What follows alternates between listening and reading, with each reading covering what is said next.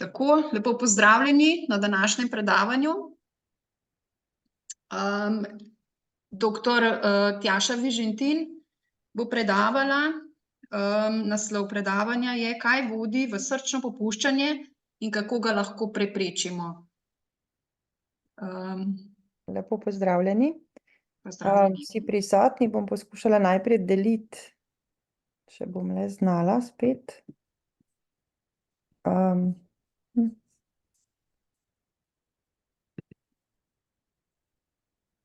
Samo malo.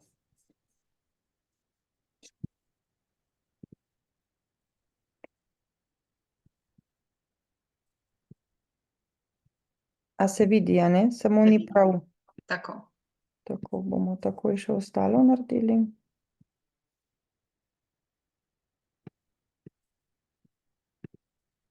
Zdaj pa bo verjetno, a ne? Super. Še enkrat lepo pozdravljeni. Jaz sem zdravnica, ki delujem kot kardiologinja in internistka trenutno v Zdravstvenem domu Domžale, za tiste, ki se ne poznamo, čeprav številnimi gotovo se.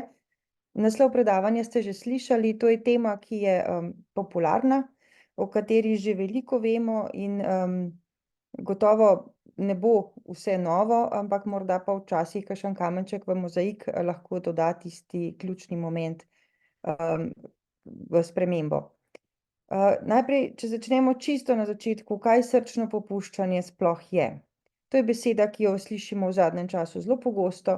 Treba je vedeti, da govorimo o bolezni. Srčno popuščanje je bolezen, pri kateri v bistvu je srce oslabljeno oziroma lepo slovensko opešano, kar v resnici pomeni, da svoje osnovne funkcije ne more učinkovito opravljati. Osnovna funkcija srca je, da črpa kri zato, da zadosti potrebam organizma po kisiku, po hranilih, a ne, in je v bistvu dejansko mišica, ki deluje kot črpalka. Tisto, kar se zgodi pri srčnem popuščanju, je to, da te funkcije ne zmore več opravljati dovolj dobro. Lahko jo ne opravlja dovolj dobro ob vsakem trenutku dneva, lahko pa samo v nekih večjih naporih in takrat nastopi trenutek, ko imamo zaradi srčnega popuščanja največ težav. Pomembno je vedeti tudi to, da je to bolezen, ki je kronična, kar pomeni, da ko enkrat srčno popuščanje imamo, praviloma je to potem naša bolezen celo življenje. V nekaterih primerih sicer to ne drži, pri večini pa gotovo.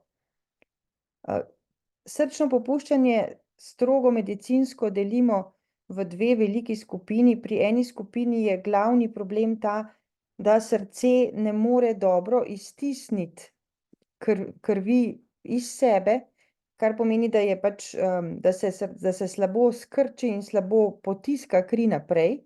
To je ena vrsta srčnega popuščanja, pri drugi vrsti pa je glavni problem ta, da se sicer krči in iztiska kri dobro, ampak se takrat, ko bi se moralo vmes sprostiti in vzeti novo dozo krvi oziroma pač počrpati kri, zato da jo bo lahko iztisnilo naprej, ta del pa dela slabše, zato ker se slabo sprošča.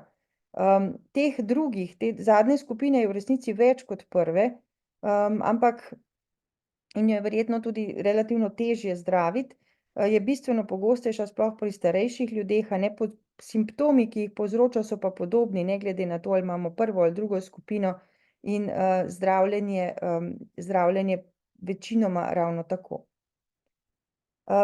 Treba je vedeti, kaj srčno popuščanje ni. Včasih nekdo reče, da ima srčno popuščanje, pa se v bistvu izkaže, da je imel srčni infarkt oziroma srčno kap. Slednja sicer lahko vodi v srčno popuščanje, ni pa to nujno. In tudi srčno popuščanje ne pomeni, da srce ne deluje več. Srce vsekakor še vedno deluje, vendar v določenih ozirih slabše kot prej ali manj učinkovito kot prej. Kako srčno popuščanje prepoznamo? Najlažje oziroma prepoznava ni vedno enostavna, če začnemo tukaj, predvsem zato, ker je to bolezen večinoma starejših ljudi in so simptomi, ki jih povzroča, pogosto lahko tudi del starosti, a ne, ali pa jih pripisujemo starosti. Predvsem to, da se zadihamo pri naporu, a ne, da nam zmanjka sape, ko gremo po stopnicah, ali pa pri kakšnih drugih naporih, da nam pričnejo otekati gležnji, noge v celoti, lahko tudi trebuh, kadar je srčno popuščanje napredovalo. Bistveno hitreje smo utrujeni, lahko čutimo hiter oziroma nereden srčni utrip. Pogosto je simptom ta, da če se uležemo brez visokega vzglavja, težko dihamo in zato ti bolniki potem si podlagajo nove in nove blazine ponoči. Lahko kašljamo, sploh v ležečem položaju, kot to je ponavadi en tak suh kašelj brez izmečka. Lahko nas v prsih boli, predvsem pri naporu. Lahko je apetit slab, lahko nam je slabo, pri naporu imamo omotice. Tako da številni simptomi so, ki se pa prepletajo tudi z drugimi boleznimi, niso značilni samo za srčno popuščanje, zato to ni diagnoza, ki bi bila čisto enostavna, ampak je lahko dejansko preplet tudi več bolezni, ne samo ene. Ali je srčno popuščanje pogosto? Srčno popuščanje je v bistvu zelo pogosta bolezen. Na svetu ocenjujejo, da je 64 milijonov ljudi, ki ima eno od oblik srčnega popuščanja. To je velika številka. Nekako v grobem 4% vsega prebivalstva ima to diagnozo. Tisto, kar je še najbolj pomembno, ko pa sem prej rekla, da je to bolezen starejših, okrog 11% ali celo več starejših od 65 let ima diagnozo srčnega popuščanja. Verjetno so številke v resnici še višje, zato ker se marsikdaj te bolezni sploh ne prepozna oziroma se jo pripisuje drugim boleznim oziroma prepletu drugih bolezni. In dejstvo je tudi, da je to bolezen naše prihodnosti, prebivalstvo se stara, vsi se staramo in bo pač seveda posledično tudi te bolezni veliko več kot še pred desetletji. Ali je ta bolezen resna? Bolezen je vsekakor resna. Nekako ko postavijo diagnozo srčnega popuščanja, je letna umrljivost ocenjena na okrog 8%. Tiste najhujše oblike srčnega popuščanja, napredovale oblike, so pa v bistvu bolj resne ali pa bolj smrtne kot večina rakavih bolezni. 50% je smrtnost v 5 letih pri napredovalih oblikah srčnega popuščanja. Tako da vsekakor je treba to bolezen resno vzeti, jo resno obravnavati, tako s strani zdravnika kot s strani bolnika in jo tudi ustrezno zdraviti. Bolezen sama, srčno popuščanje, ni ozdravljivo. Se pravi, ne moremo te bolezni ozdraviti, lahko jo pa zelo uspešno in učinkovito zdravimo. Danes se o tem kaj dosti ne bomo pogovarjali, ker je tema druga, ampak vedno več teh načinov zdravljenja prihaja, vedno bolj učinkoviti so tako v obliki zdravil kot raznih posegov, ki pomagajo, naprav, ki pomagajo bolniku. Predvsem je pa pomembno tudi, da bolnik razume, da sodeluje, da upošteva navodila, in vsi ti pristopi dejansko izboljšajo prognozo, omogočajo boljšo kvaliteto življenja in dejansko zmanjšajo težave, ki jih imamo zaradi srčnega popuščanja. Tako da diagnoza sama, kljub temu, da bolezen ozdravljiva načeloma ni, še ne pomeni konca, niti ne pomeni zdaj nemogočega življenja vnaprej. Številni ljudje z diagnozo srčnega popuščanja živijo relativno kvalitetno in tudi dolgo. Ali lahko srčno popuščanje preprečimo? Tukaj je odgovor v veliki meri da. Do neke mere ga lahko popolnoma preprečimo, do drugega lahko vsaj odložimo oziroma začetek bolezni odložimo na kasnejšo dobo, kot bomo videli v nadaljevanju, ampak pomembno je vedeti, da lahko veliko naredimo, še preden se ta bolezen sploh začne, in to je tisto, kar bi moral biti naš osnovni cilj, Vemo, da znamo zdraviti, vemo, da smo tukaj pri zdravljenju vedno bolj učinkoviti, ampak vedno si želimo predvsem preprečiti, da zdraviti sploh ne bi bilo treba. Kako bomo lahko preprečili srčno popuščanje? Predvsem tako, da bomo poznali vzroke, zakaj srčno popuščanje sploh nastane in da bomo živeli zdravo. To o zdravem življenju govorimo ves čas vsi, vsi na društvu, vsi med medicinskim osebjem, tudi med ljudmi je to že zelo en tak slogan, zdrav življenjski slog, pa vendar to pomaga, pomaga tudi pri preprečevanju srčnega popuščanja.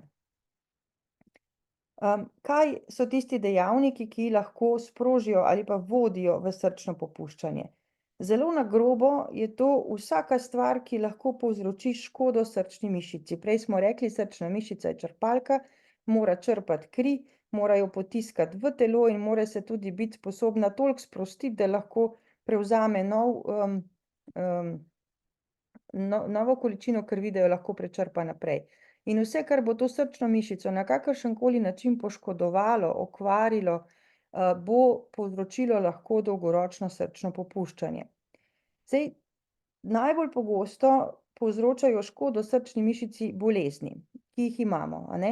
Predvsem vse te naštete. Sladkorna bolezen kot taka poveča nevarnost za razvoj srčnega popuščanja za 2-krat. Visok krvni tlak, še posebej, če ni ustrezno zdravljen, povzroči to, da se stene srčne mišice zadebelijo, zato ker v bistvu črpa kri proti večjemu uporu in tako zadebeljene stene srčne mišice težko dobro potem dolgoročno funkcionirajo in tudi to vodi v srčno popuščanje. Visok holesterol direktno sicer ne okvarja srčne mišice, ampak posredno pa, kot vemo, povzroča zožitve tudi na koronarnih arterijah, se pravi na žilah, ki prehranjujejo srce, in ker je ta prekrvitev potem slaba, potem je okvarjena s tem tudi srčna mišica. To je tudi mehanizem, kako koronarna bolezen, se pravi aterosklerotična bolezen, okvarja srčno mišico. Motnje srčnega ritma so tudi lahko povzročitelj okvare, predvsem če imamo dolgo časa prehiter srčni utrip, a ne, takrat mišica, če dolgo prehitro utripa, potem se tudi utrudi. Najbolj pogosta motnja srčnega ritma, ki tudi prispeva k srčnemu popuščanju, je atrijska fibrilacija, možne so pa seveda tudi druge.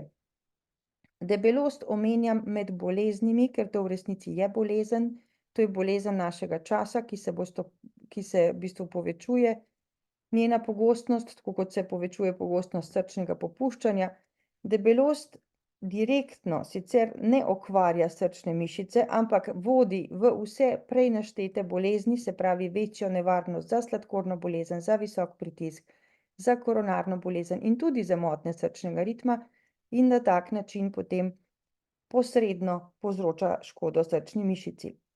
Motnje dihanja v spanju je še eno stanje, o katerem se v zadnjih letih veliko več govori kot pred desetletjem še. Tukaj gre za spalno apnejo, se pravi, nekateri smrčači nočni, a ne, imajo poleg smrčanja tudi prekinitve dihanja, lahko zelo na kratko prenehajo dihati tudi 30-krat, 40-krat v eni noči, kar dejansko potem povečuje krvni tlak, zvišuje srčni utrip in tudi dolgoročno okvarja srčno mišico. Potem so tukaj še bolezni srčnih zaklopk, ki so lahko tudi čisto starostno pogojene, najbolj pogosto v našem okolju tudi so. Med njimi najbolj pogosta aortna stenoza, se pravi zožitev aortne zaklopke, ki neprepoznana, ne, tudi lahko pripelje na koncu v srčno popuščanje.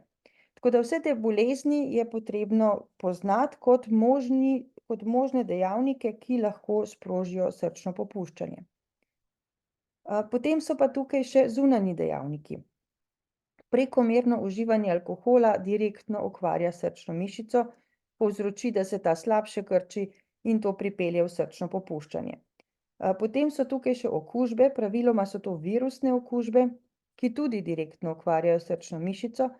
Nekatera zdravila, njih veliko so pa, in tudi nekatere vrste kemoterapije oziroma tega onkološkega zdravljenja, sistemskega, tudi direktno okvarjajo srčno mišico. Posredno pa kot zunanji dejavnik štejemo tudi kajenje, ne da bodo cigarete oziroma elementi cigaretnega dima direktno okvarjali mišico, vendar pa vemo, a ne, da to povzroča bolezen pljuč, ki lahko posredno vpliva tudi na srce, povečuje nevarnost za koronarno bolezen in še za številne druge zaplete, kar pa lahko potem tudi dolgoročno pripelje v srčno popuščanje. Telesna neaktivnost oziroma zaseden življenjski slog je problematična predvsem zato, ker vodi v vse te prej naštete bolezni in potem posledično lahko v srčno popuščanje.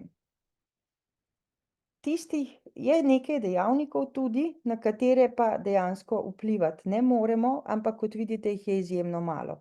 Starost sama, v bistvu že samo zaradi starostnih sprememb se začne srčna mišica tudi začne pešati, a ne, ampak to je dejavnik, vendar ponavadi manj pomemben kot vsi ostali. Potem so tukaj še prirojene bolezni srca in dedne bolezni srca oziroma predvsem srčne mišice, ki pa so izjemno redke. Tako da tisto, kar bi jaz želela iz te drsnice, da si zapomnite, je to, da večina bolezni in stanj oziroma večina dejavnikov tveganja, ki vodijo v srčno popuščanje, je takšnih, na katere lahko vplivamo mi sami. In zelo malo je tistih, pri katerih ne moremo nič narediti. To je starost in prirojene oziroma dedne bolezni. Kako bomo torej srčno popuščanje dejansko preprečili? Prej sem že omenila zdrav življenjski slog, ker ta je tisti, ki bo preprečil večino bolezni ali pa pomagal preprečiti večino bolezni današnjega časa. To poznate, a ne, to ni nič novega, ves čas govorimo eno in isto. Vzdrževanje primerne telesne teže, redna telesna aktivnost, kar v resnici pomeni 150 do 300 minut zmerne vadbe tedensko, to je kar veliko minut, to je v bistvu vsaj 3-krat na teden ali pa po možnosti ali pa še več, a ne, če se le da. Zmerna vadba je takšna vadba, pri kateri se toliko zadihamo, da bi še lahko se z nekom pogovarjali, ki z nami recimo vadi, ampak ne bi pa mogli recimo peti, a ne. Ni pa dovolj, če gremo samo na en lahen sprehod. Majčkeno se moramo prepotiti, malo se moramo utruditi. To je zmerna vadba, ki zadosti temu kriteriju, da z njo potem dejansko izboljšujemo svoje, v bistvu, da spada v to kategorijo zdravega življenjskega sloga oziroma z njo skrbimo za srčno-žilno zdravje. Mediteransko prehrano in njena načela ravno tako poznate, se pravi veliko zelenjave, veliko sadja, stročnice, ne, malo nasičenih maščob, omejena sol, ne, vse to, kar tudi ni nič novega. Pomembna je omejitev uživanja alkohola na te standardne merice in pa seveda to, da ne kadimo. Potem drugi način oziroma druga učinkovita metoda preprečevanja srčnega popuščanja je seveda ta, da bomo zdravili te bolezni, ki lahko vodijo v srčno popuščanje. To so vse bolezni, ki sem jih omenila prej. Za vse te bolezni poznamo učinkovite načine zdravljenja, večinoma so to zdravila, so pa seveda možni tudi raznorazni posegi, odvisno od bolezni, odvisno od bolnika. Pomembno je, če imamo eno ali več od teh bolezni, ki bi lahko vodila v srčno popuščanje, da o tej bolezni veliko vemo. Več kot sami vemo o tej bolezni, boljše jo bomo znali obvladovati in manj bo zapletov oziroma če že bodo kasneje nastopili, to pa je pomembno. Namreč v zdravljenju vseh bolezni je prav, da tukaj vlada en partnerski odnos, a ne, ni zdravnik samo tisti oziroma predvsem ni zdravnik tisti, ki je odgovoren za uspešno zdravljenje, ali pa ni samo zdravnik tisti, a ne, zdravnik je seveda tisti, ki mora prepoznati bolezen, ustrezna zdravila predpisati, ustrezne ukrepe predlagati, zato da bo pač bolezen dobro obvladana. Mi kot bolniki moramo biti pa tisti, ki bomo to dejansko potem tudi izvajali. In se podučili o svoji bolezni, a ne, to se da, tukaj je tudi društvo v veliko pomoč, za večino od teh bolezni se da veliko informacij, dobrih, kvalitetnih dobiti, da se vprašati, tako pri zdravniku kot pri medicinskih sestrah, a ne, pri drugem zdravstvenem osebju, in znanje je moč, tudi v tem primeru. Pomembno je tudi, a ne, da vemo, katera zdravila jemljemo, v kakšnih odmerkih, da ne pride do težav, da ta zdravila dejansko redno jemljemo in da upoštevamo tista navodila, ki smo jih za zdravljenje svoje bolezni prejeli, kakor tudi, da skrbimo, da ne izpuščamo predvidenih kontrol pri specialistih, ki to kronično bolezen vodijo, in da se pač udeležujemo teh predvidenih pregledov. Namreč samo na tak način, a ne, če bomo te bolezni, ki predstavljajo dejavnik tveganja za srčno popuščanje, dobro obvladali, bomo s tem lahko preprečili ali pa vsaj odložili razvoj srčnega popuščanja za kar veliko število let, kar je pomembno. Potem seveda je pomembno tudi, da če se že srčno popuščanje razvije, če se pojavijo simptomi, da jih zgodaj prepoznamo. Bolj, ko jih bomo zgodaj prepoznali, bolj učinkovito oziroma prej bomo postavili diagnozo, prej bomo začeli zdraviti in bolj bomo pri tem uspešni. Simptome sem že prej omenjala, predvsem kratka sapa, utekanje, utrujenost, težko dihanje, uleže, prsna bolečina. Vse te reči je prav, da če jih opazimo na novo, da jih ne zanemarjamo, ampak da smo na njih pozorni in da opozorimo svojega zdravnika, da lahko sproži nadaljnje postopke. Namreč zgodnja diagnoza, kot sem rekla, je pomembna. Kako bomo postavili diagnozo srčnega popuščanja, oziroma sum postavi že družinski zdravnik s kliničnim pregledom, z EKG posnetkom. V diagnostiko začetno spada tudi rentgensko slikanje pljuč, in ultrazvok srca oziroma pač na neki točki je treba pri sumu na srčno popuščanje opraviti tudi ultrazvok srca, da si prikažemo srce, njegovo, kako funkcionira, kakšno je stanje zaklopk, če je morda povečano srce. Vse te stvari so pomembne. V zadnjih letih je pomembno vlogo pri postavljanju diagnoze srčnega popuščanja pridobila še ena laboratorijska preiskava, ki se reče ProBNP, ki je vedno širše dostopna. Namreč ProBNP je v bistvu ena okrajšava iz angleščine, v resnici pa to pomeni eno beljakovino, natriuretični peptid, ki kroži v naši krvi in ga lahko v vzorcu krvi tudi določimo. In predstavlja en marker srčnega popuščanja. Jaz rada rečem, da je to marker, ki nam pove, kako se srce počuti. Namreč zelo velik pomen ima, kadar je ta številka, ki jo izmerimo, nizka.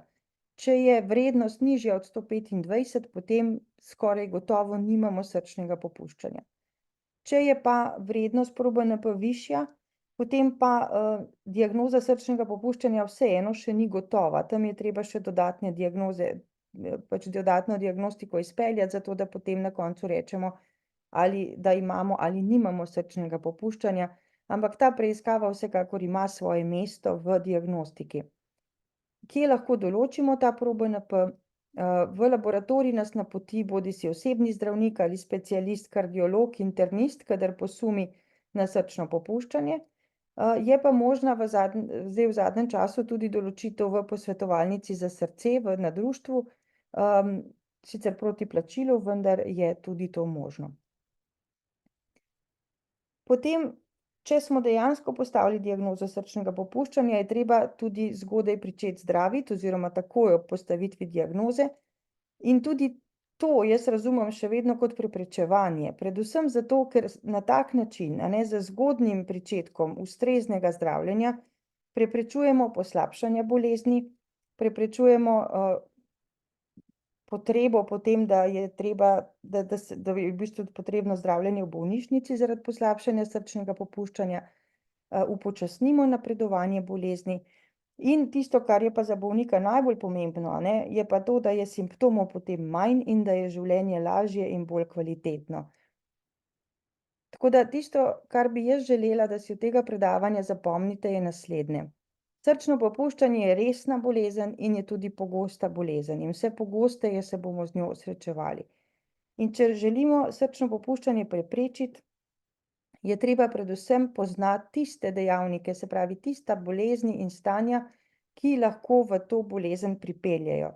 Jih obvladovati, če jih imamo, oziroma jih aktivno iskati, zato da jih lahko začnemo zdraviti in s tem preprečiti razvoj srčnega popuščanja. Hkrati pa, če srčno popuščanje prepoznamo zgodaj in ga tudi zgodaj začnemo ustrezno zdraviti, potem preprečujemo hude oblike srčnega popuščanja, ki imajo tudi visoko smrtnost. Hvala lepa.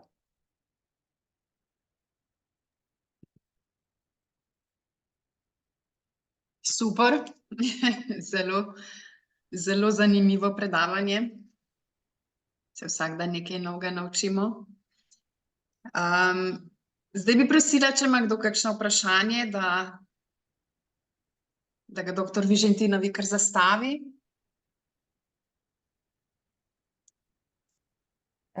Berem, če smem, tukaj v chatu je eno vprašanje že, a lahko preberem? Aha. Ali se pojavlja več simptomov srčnega popuščanja hkrati in če ne, kateri simptom je najbolj značilen? Odgovor je težak, ampak praviloma je več simptomov hkrati, redko je eden sam. Težko rečemo, da je eden najbolj značilen, ampak morda lahko rečem, da je verjetno otekanje najbolj značilen simptom. In to je takšno otekanje praviloma nog, če smo v bistvu aktivni in hodimo čez dan, so te otekline nog čez noč splahnejo, zvečer so pa spet prisotne. In značilne za srčno popuščanje so takšne otekline, kjer če pritisnemo prst, v recimo golen, bo ena taka vdolbinica ostala za krajši čas. To so take tipične vtisljive otekline za srčno popuščanje. Nimajo tega sicer vsi bolniki, včasih je glavni simptom težko dihanje, utrujenost, to, da težko dihamo v leže, če imamo nizko vzglavje, ampak verjetno lahko rečemo, da je morda to otekanje najbolj značilno ali pa najbolj značilno za večino bolnikov. Če bo še kakšno vprašanje, bom pa zelo vesela. Pozdravljeni, kaj smem v živo? Ja, izvolite. Ja. No, jaz bi rekel, se šele spoznavam s temi zadevami in sem zadovoljen, da sem zasledil tale vaše predavanje. Imam na hitro vprašanje, da ne bom predolg. V lanskem letu, v avgustu, se mi je zgodilo, da mi je intenzivno se povišal pritisk in takrat si bil zelo čuden občutek, sem klical reševalce in tako naprej in to se je zgodilo nekajkrat, je prišlo tudi na 220 pritisk skozi 120, skozi 130. EKG je bil vse v redu in tako naprej. In potem kasneje sem jaz seveda bil tudi pri osebnem zdravniku in sem jaz nekako forsiral, da sem šel tudi do kardiologa, so naredili obremenitveni test in vse te zadeve. Nihče mi ni postavil diagnoze srčnega popuščanja, vendar imam zdaj zdravila Prenesa 4 mg zjutraj in Concor 2,5 mg. In čez čas, se pravi po nekaj mesecih, se je zadeva lepo umirila, vendar sem imel prenizek tlak in tudi zelo nizek utrip, na kar zdaj jemljem polovičke. Se pravi pol Prenese in pol Concor. Imam pa včasih tako nemirno srce, se pravi nekako palpitacije, ali kako se temu reče, to ne vem. V glavnem, a je to srčno popuščanje ali je to, kakšen bi bil to, bi rekel, kakšna diagnoza? Zdaj, ne vem, a so vam naredili tudi ultrazvok srca ali še kakšne druge preiskave, ampak verjetno to še ni srčno popuščanje. Namreč, mogoče nisem dovolj poudarila, ampak večina, ko sem prej govorila o teh boleznih, ki vodijo v srčno popuščanje, recimo visok krvni tlak, sladkorna bolezen, praviloma je to takrat, kadar imamo te bolezni že kar nekaj let. Ne nekaj mesecev ali pa morda eno leto, ker škoda na srčni mišici se naredi počasi pri teh boleznih. Razen pri tistih ljudeh, ki so imeli visok pritisk recimo že prej, pa tega niso vedeli in tudi niso zdravili.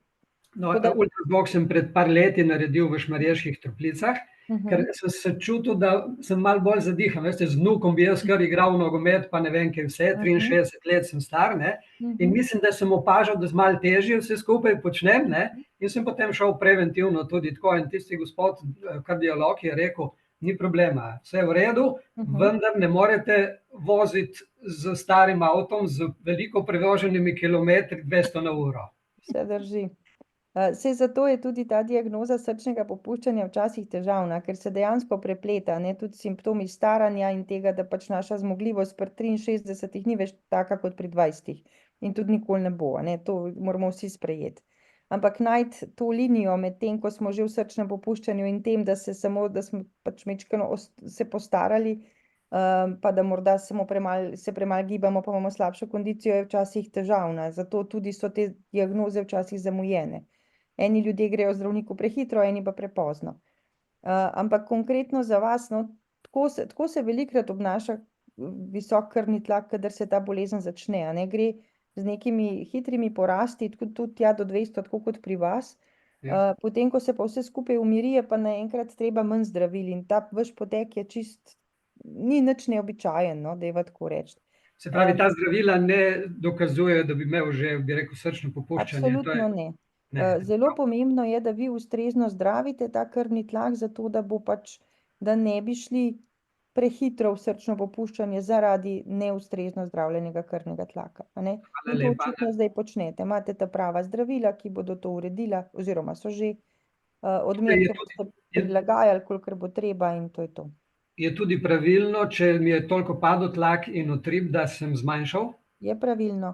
Najlažje boste to dokazali tako, da boste to merili, a ne, da merite krvni tlak in Merim, ja. dvakrat dnevno, recimo vsaj en krajši čas. Te meritve pokažete potem svojemu osebnemu zdravniku oziroma zdravnici in potem skupaj prilagodita odmerke tako, da bojo za vas ravno pravi. Najlepša hvala, da ne bom jemal več časa ostalim.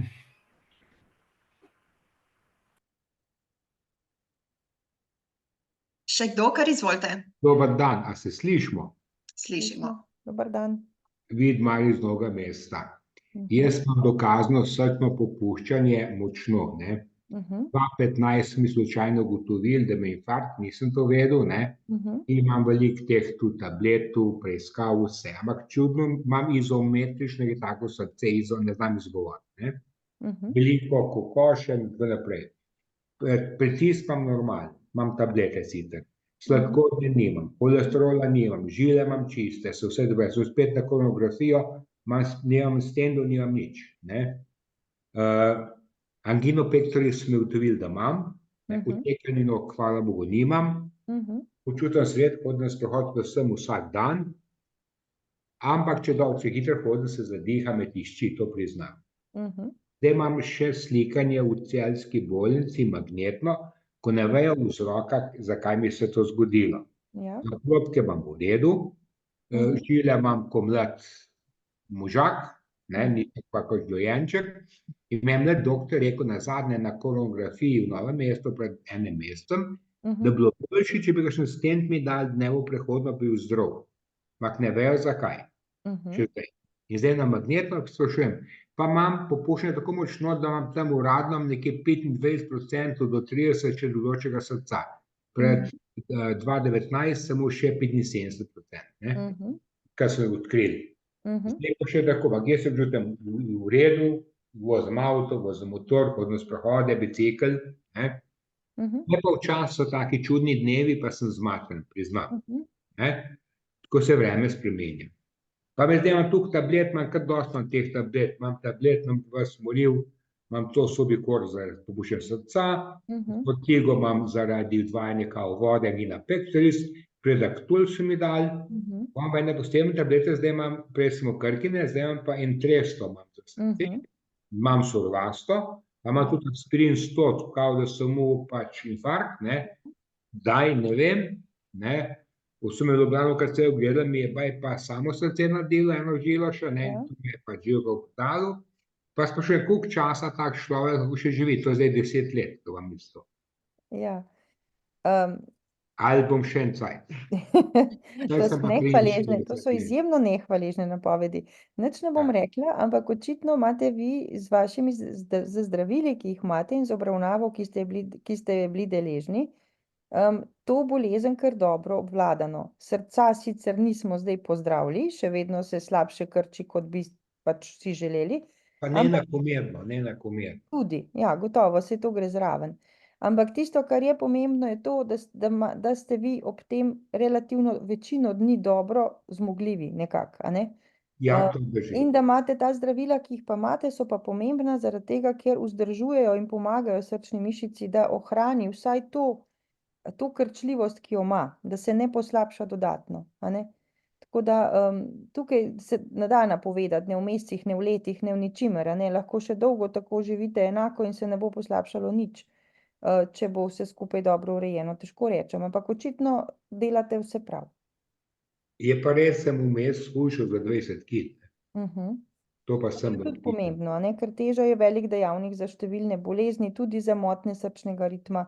In nižja telesna masa v bistvu omogoča tudi, da smo lažji in tudi bolj telesno aktivni, kar je pomembno tudi za srce, a ne, ta telesna aktivnost, da jo ohranjamo, s tem naredimo veliko dobrega za srce.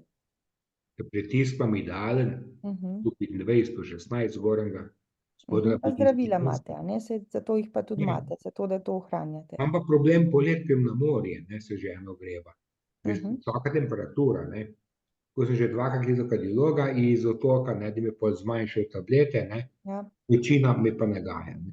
To je tipično, ja, kadar je zunaj vroče, a ne, potem v bistvu pade lahko pritisk še dodatno, tako da je treba to upoštevati, pa mogoče malo več piti, čeprav imate gotovo navodilo, da ne smete kaj dosti piti, Ne, ampak to niso rekli, vodo lahko pijem pa to.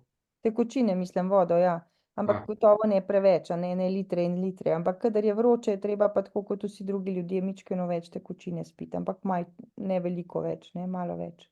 Zato, da pritisk ne pade, ker se tudi potimo, tekočino izgubljamo v vročem čez kožo. Hvala, vseeno vprašanje imam. Zakaj pa moram na magnetno iti? Verjetno iščejo še kakšne druge vzroke, Iščejo, tako kot ste vzrok, sami da rekli, a ne. In kaj tam vidijo lahko? Kako? Kaj lahko tam vidijo na Tam magnetu? lahko vidijo marsikaj, a ne.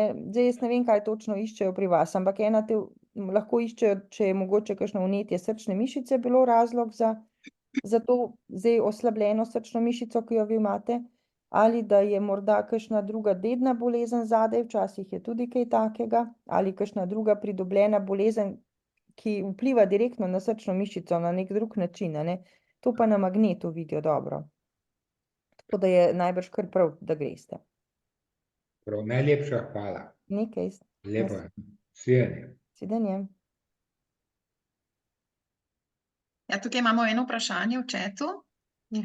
Ali lahko pri visoki starosti rečemo, da je bolezen takšna, kot je? Jemljem zdravila, ki so nam predpisana in uživamo, dokler lahko.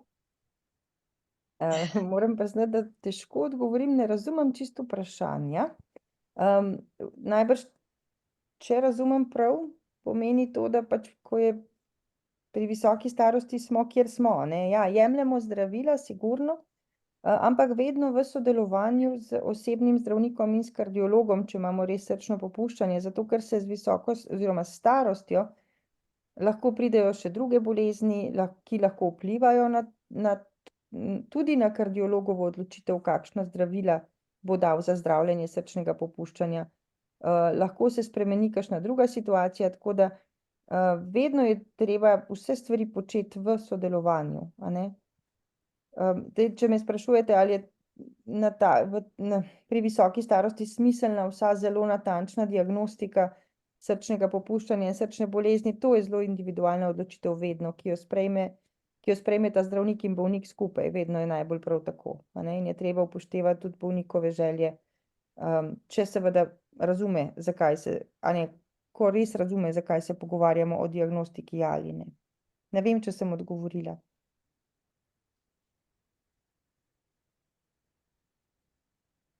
Da, odgovor je v redu. Prav Dobre, gotovo. Hvala lepa. prosim. Je še kdo, prosim? Še koga kaj zanima?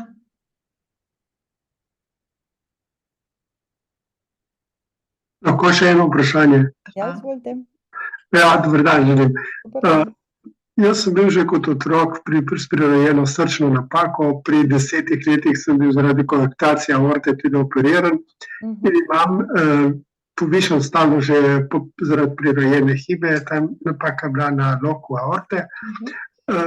In pritisk levi, desni roki sta različna, torej odstopa skoraj do 30 enot. Zadnjič pri kardiologu, pri pregledu, Dovolj, da snema. mi je rekel, pritisk je urejen. Ali lahko smatram res, da je krvni pritisk urejen? Seveda, da imam zdravila, seveda tudi, ki jih tudi jemljem redno. Če je rekel, da je urejen, potem je gotovo pač tako. Oziroma, tako bom vprašal, kaj naj smatram za pritisk? Tak je nižji ali tak je višji, ali nekje vmes? Tak je višji, vedno je treba višjega gledati. No, in tega zdaj, ko si sam doma kontroliral, se tam giblje okrog 150, 155, imam pa 67 let. Ja, Zdaj, načelno je 155 mečkeno previsoko, ampak ne bom tukaj nič sodila. Dajte, a veste, z vsemi izvidi se na svojega Kaj zdravnika za rajši prekinjanje vrnite. sto? Pa na kardiologa naslednjič, ko ga boste videli, no, ga še enkrat vprašajte, če je to tako v redu, da imate 155 na ta višjega. Razen, če morda ni bil pozoren, pa je pogledal ta nižji pritisk, je pa najbrž potem 120, ne? Tako si mislim. Tako da to dejte se večkrat natančno še enkrat vprašati s temi meritvami, ki jih imate doma. Kar pri svojem zdravniku začnite, se vam bo lepo povedal. Prav?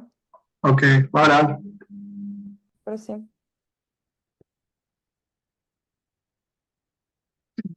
Zdaj, če ni nikogar več, bomo kar zaključili počasi.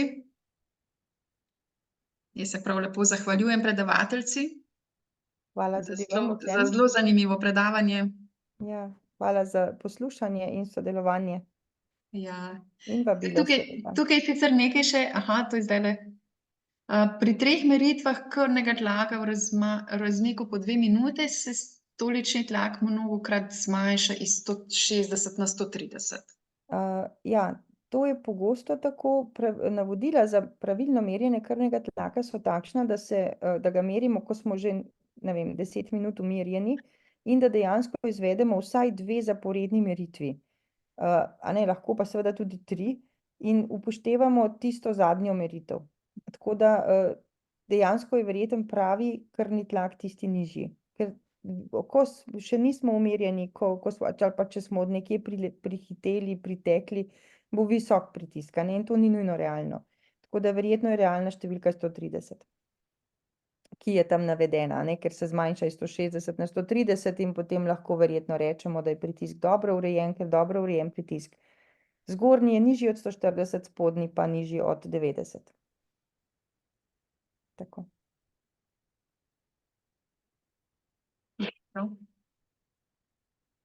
Hvala lepa vsem za prisotnost. Hvala Lep lepa. večer. Lahko noč, lep večer. Ja, Noč, nasvidenje. Nič. Nasvidenje. Čau. Lepo predavanje. Za dobro, odlično predavanje. Ja. Nasvidenje. Odlično, ja. Lahko noč. Lahko noč, nasvidenje. Tudi z moje strani hvala za predavanje. Nasvidenje. Nasvidenje.